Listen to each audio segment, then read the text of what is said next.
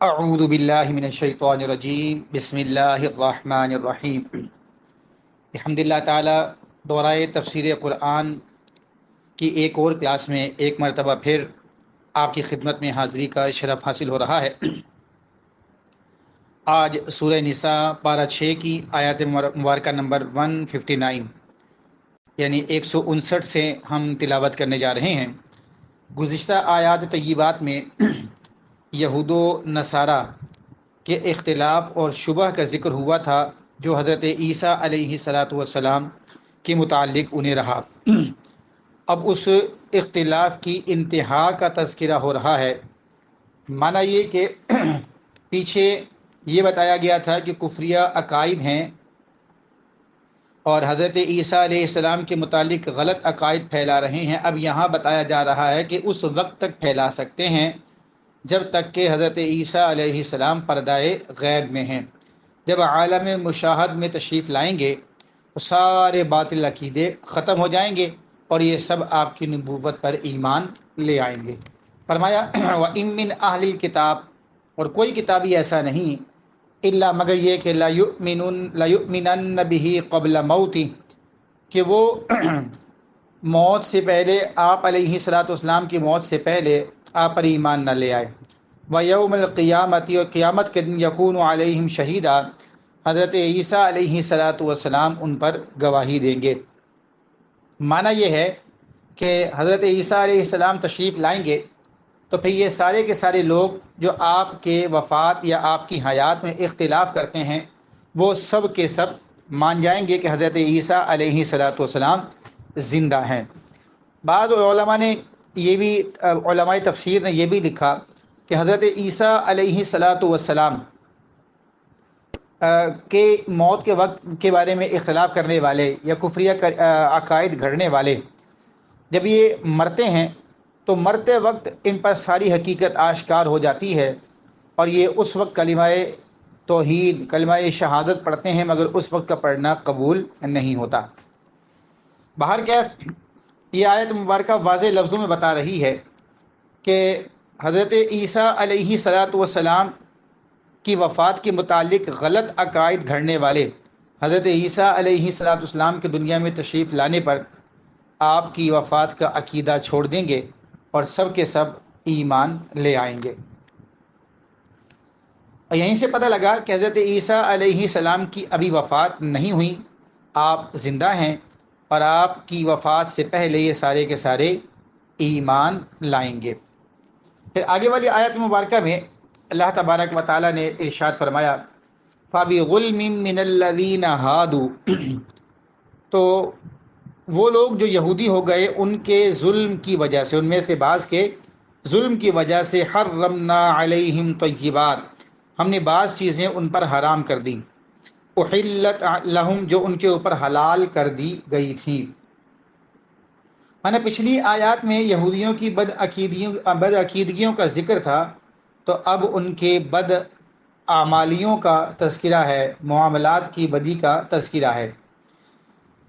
تو فرمایا کہ یہودیوں میں سے بعض ایسے ہیں کہ ان کے ظلم کی وجہ سے، بڑے بڑے ظلموں کی وجہ سے ہم نے ان پر سزا کیا دی، حرمنا علیہم طیبات، ہم نے ان پر بعض چیزیں پاکیزہ چیزیں حرام کر دی، احلت لہم، جو ان کے لیے حلال کی گئی تھی۔ یہ ان کے اوپر ایک عذاب تھا، ان کے بڑے بڑے گناہوں کی وجہ سے ان پر یہ ایک دنیاوی عذاب تھا کہ حلال چیزیں بھی حرام کر دی گئی تھیں۔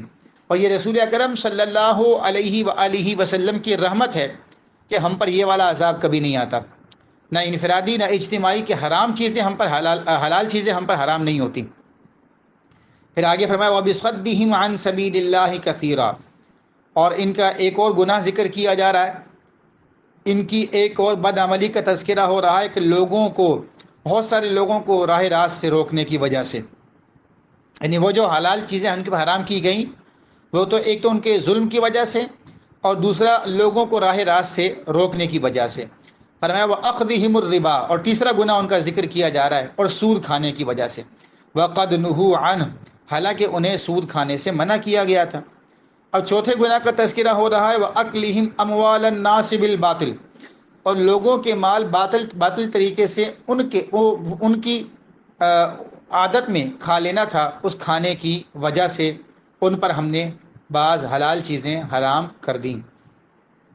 اب آیت کی ابتدا میں، یعنی گزشتہ آیت کی ابتدا میں یہ بتایا گیا تھا کہ ان پر ایک دنیاوی عذاب ہے، یعنی پہلے دنیاوی عذاب کی ذکر کیا گیا، حرمنا علیہم طیبات احلت لہم، اور پھر ان کے گناہ ذکر کیے گئے گزشتہ آیت میں اور اس آیت میں۔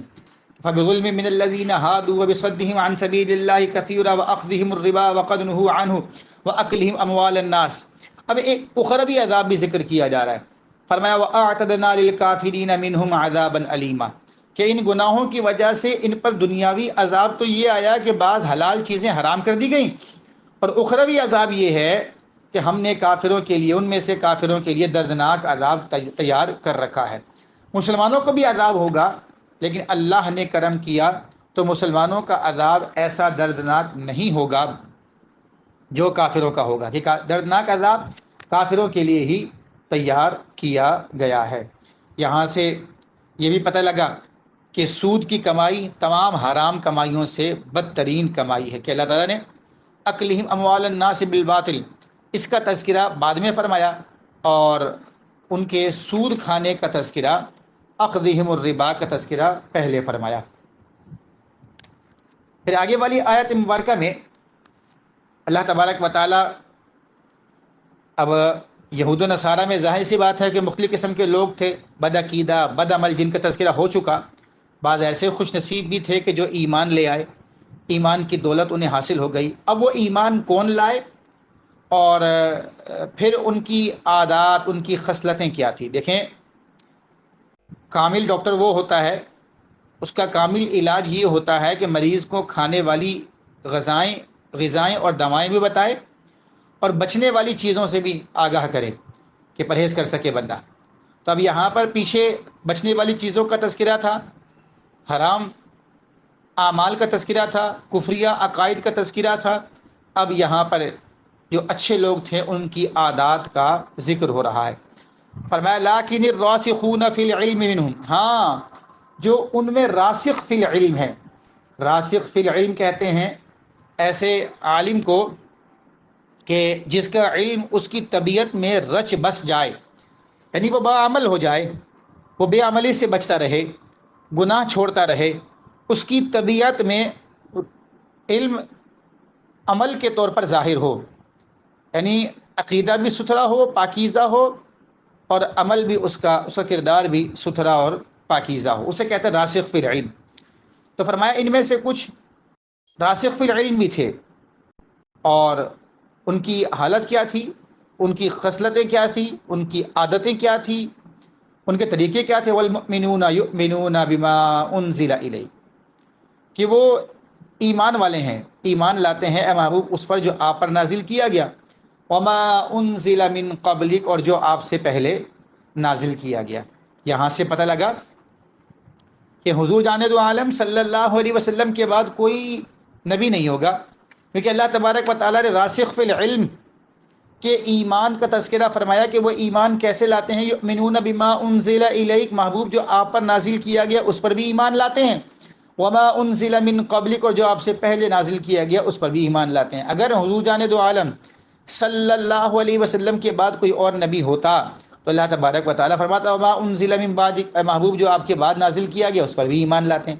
حالانکہ ایسا کوئی تذکرہ نہیں ہے، جس سے پتہ لگا حضور جان دو عالم صلی اللہ علیہ وسلم خاتم الانبیاء والمرسلین ہیں، اور حضور کے بعد کوئی اور نبی نہیں۔ پھر آگے فرمایا والمقیمین الصلاۃ، اور نماز، یعنی وہ ایمان لاتے ہیں نماز قائم کرنے والوں پر۔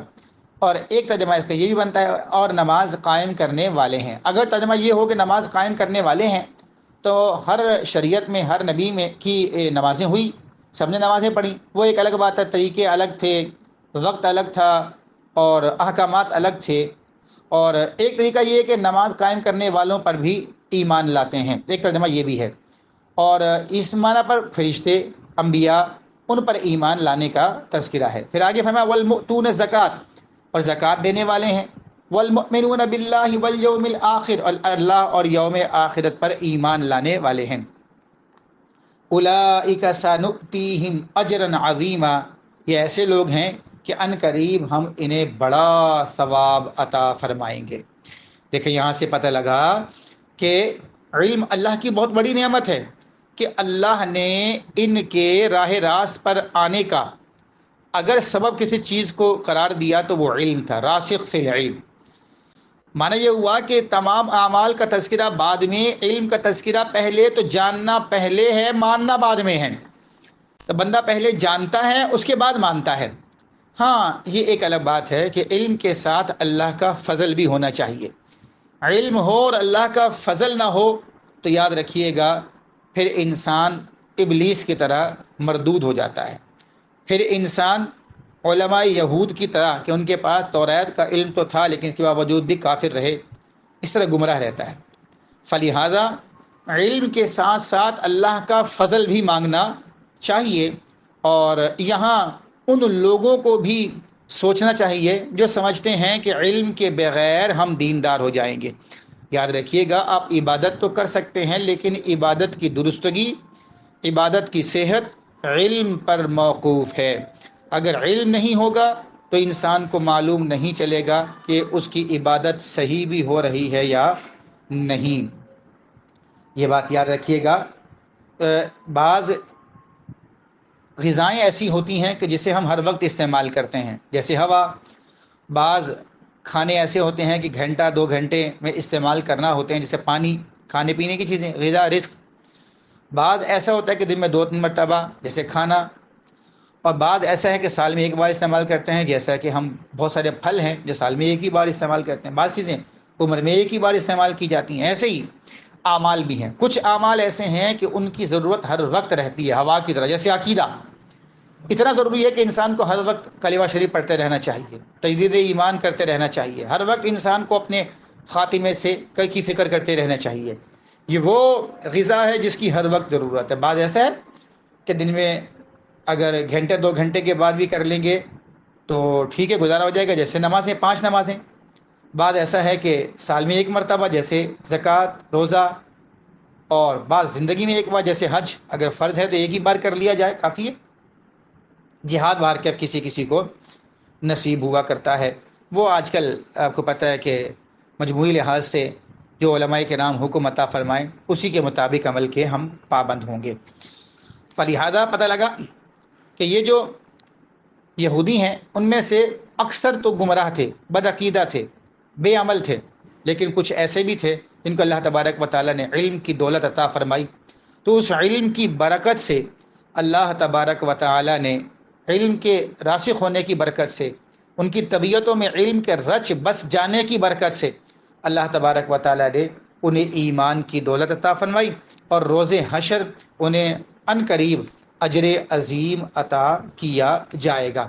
مانا یہ کہ چونکہ انہوں نے کام بڑا کیا نا، انہیں ایمان لانے کا ثواب الگ ملے گا، اللہ پر ایمان لانے کا ثواب الگ ملے گا، رسول اکرم صلی اللہ علیہ وسلم پر ایمان لانے کا ثواب الگ ملے گا، اپنے نبی پر ایمان لانے کا ثواب الگ ملے گا، اپنی کتاب پر ایمان لانے کا ثواب الگ ملے گا، قرآن پر ایمان لانے کا ثواب الگ ملے گا، دیگر کتب پر ایمان لانے کا ثواب الگ ملے گا، نمازوں کا ثواب الگ ہے، زکوٰۃ دینے کا ثواب الگ ہے، پھر نمازوں میں وضو کا ثواب، جماعت سے نماز ادا کرنے کا ثواب، زکوٰۃ دینے کا ثواب، صدقہ کرنے کا ثواب، فقیر مسکین کی حاجت روائی کرنے کا ثواب، اتنے ثواب ملیں گے نا انہیں، سنؤتیہم اجرا عظیما، کہ جب یہ یوں کہہ لیں کہ اپنا اجر دیکھیں گے تو یہ اپنے اوپر اللہ کا شکر، اپنے اوپر اللہ کی رحمتوں کا نزول دیکھ کر اللہ کا شکر ادا کریں گے کہ وہی مالک ہے جس نے ہمیں ایمان کی سعادت عطا فرمائی اور ہمیں گمراہی سے بچا لیا۔ فلہذا ہم سب کو علم حاصل کرنے کی کوشش کرنی چاہیے، اور جو علم والے ہیں انہیں عمل کی بھی کوشش کرنی چاہیے۔ عالم بے عمل ہو تو اس کا عذاب اور وبال بھی زیادہ ہے۔ نسأل اللہ العفو والعافیۃ والمعافاۃ الدائمۃ فی الدین والدنیا والآخرہ۔ اللہ تبارک و تعالی آپ کا، میرا، ہم سب کا حامی و ناصر ہو۔ نئے رکوع اور نئے سبق کے ساتھ نئے کلاس میں آپ کی خدمت میں حاضری کا شرف حاصل ہوگا۔ اپنا خیال رکھیے گا، ہمیں دعاؤں میں یاد رکھیے گا۔ السلام علیکم ورحمۃ اللہ وبرکاتہ۔